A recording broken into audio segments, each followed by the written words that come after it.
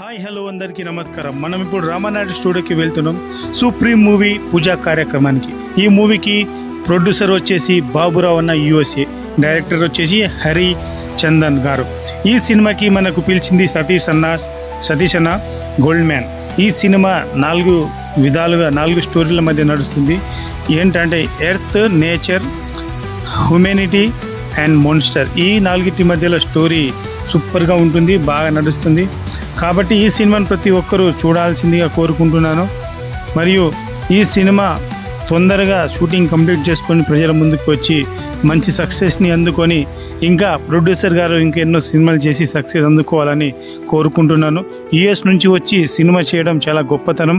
ఆయన ఈ సినిమాలో నిరూపించుకోవాలని నేను కోరుకుంటున్నాను. కాబట్టి ప్రతి ఒక్కరూ ఈ సినిమా రిలీజ్ అయ్యేటప్పుడు అందరు సపోర్ట్ చేయండి, ఈ సినిమాను చూడండి, సక్సెస్ చేయండి. మళ్ళీ ఈ సినిమాతో పాటు ఇంకా సినిమా చేసే అవకాశాన్ని మనమే ప్రజలకు కలిపియాలి. కాబట్టి ప్రొడ్యూసర్ని కాపాడుకోవాల్సిన బాధ్యత ప్రజలది.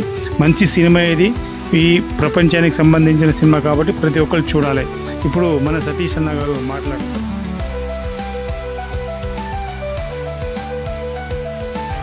నమస్తే, నేను మీ సతీష్ గౌడ్ పెద్దగోని. ఈరోజు రమణ స్టూడియోలో ఉన్నాను. రమణ స్టూడియోకు రావడానికి కారణం ఏంటంటే, నా మిత్రుడు బాబురావు గారు USలో ఉంటూ, బ్రదర్ చాలా రోజులైంది మిమ్మల్ని కలవడానికి ఏదో ఒక కారణం పెట్టుకొని రావాలని చెప్పేసి నేను ఈరోజు వచ్చాను. అన్ఎక్స్పెక్టెడ్గా ఫస్ట్ రావడంతోనే నీకే ఫోన్ చేశాను బ్రదర్ అన్నాడు. అబ్బా ఏంటన్నా, ఏంటి విశేషం అంటే, ఏం లేదు బ్రదర్, ఆల్రెడీ ఇంతకుముందు ఒక సినిమా చేశాము, మళ్ళీ ఒక సినిమా చేస్తున్నాము. ఆ సినిమా పేరే సుప్రీం వారియర్. బట్ నాకు చాలా ఆనందం అనిపించింది. ఎందుకు ఆనందం అనిపించింది అంటే, అతను USలో ఉంటూ అక్కడే స్థిరపడి అక్కడే ఉంటూ మన తెలుగువాడు ఒక బిజినెస్ చేసుకుంటూ రియల్ ఎస్టేట్ ఏదో ఒకటి చేసుకుంటూ అక్కడే స్థిరపడ్డాడు. బట్ అతను ఇక్కడికి వచ్చేసి ఒక సినిమా చేసి నలుగురికి తెలవాలని చెప్పేసి ఇది ఒకటి గుర్తుపెట్టుకోవాలి.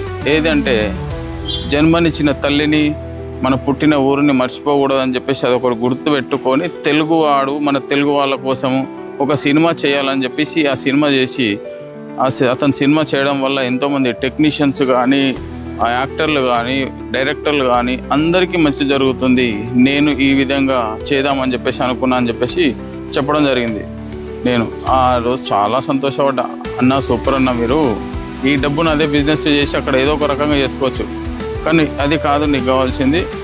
జనాల్లో మనలో ఒకడు ఉన్నాడు మనవాడు అని చెప్పేసి చెప్పుకోవడానికి ఉంది, దీని తగ్గట్టుగా చేసిపోతున్నాడు. ఓ నైస్ సుప్రీం వారియర్ హీరో ఎవరు తెలియకుండా గిట మాస్క్ పెట్టి ఎడ్ చేస్తున్నారు. ఖచ్చితంగా మనం ఈ సినిమా చాలా బాగుంటుంది.